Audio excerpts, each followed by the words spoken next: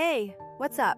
Today, I'm going to show you a super simple way to add professional-sounding voiceovers to your TikToks while sharing a few hacks I use to save time when I'm batching content. If you're creating long-form videos and want to turn them into short, punchy clips, stick around because I'll show you how to take the heavy lifting off your plate so you can focus on the creative parts.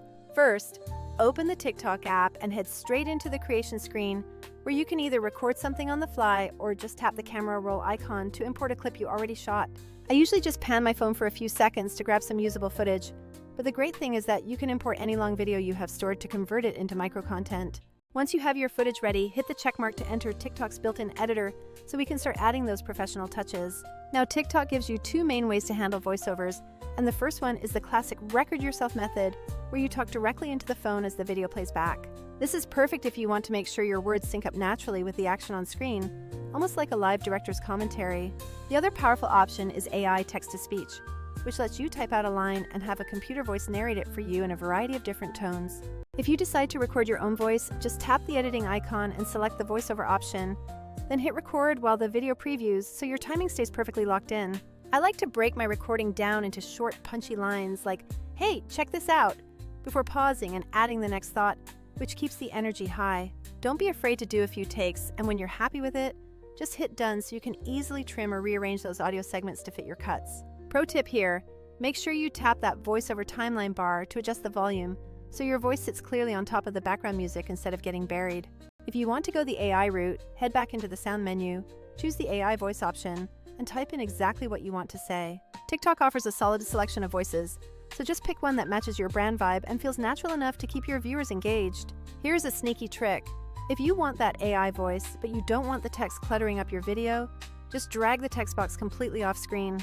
The app will still generate the audio for you, which is a massive time saver when you want a clean, consistent sound across a dozen different clips. Another fun creative option is to film with your mic on, then navigate to the voice effects menu to add things like helium or robot filters for a quick laugh. Just be careful not to overdo the novelty effects, as they can get a little old if you use them in every single post. Now, let's talk about the real grind. Turning long content into dozens of short clips, scheduling them, and actually keeping track of what is going live. Doing this all manually is a recipe for burnout, which is exactly why I started using a slicing tool to handle the heavy lifting for me.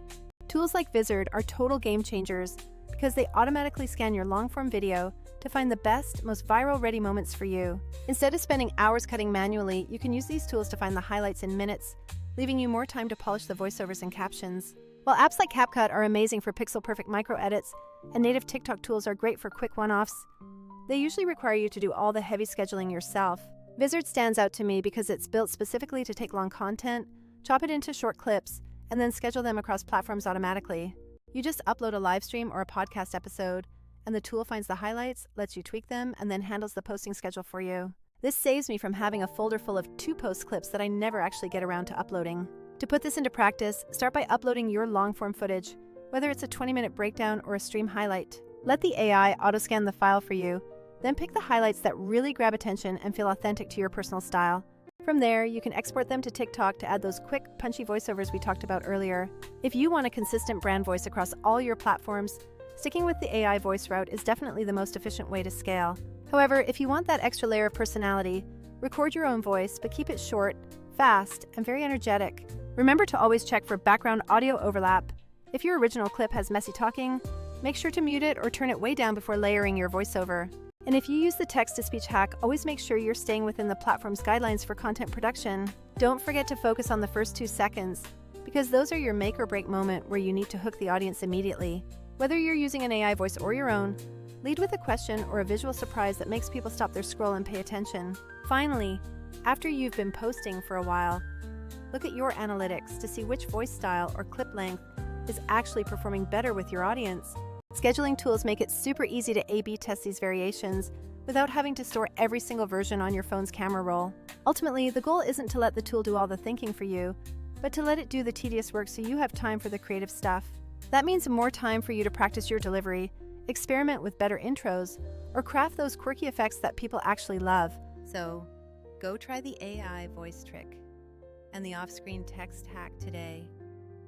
And if you have long videos collecting dust, test out a tool that auto-edits and schedules them for you.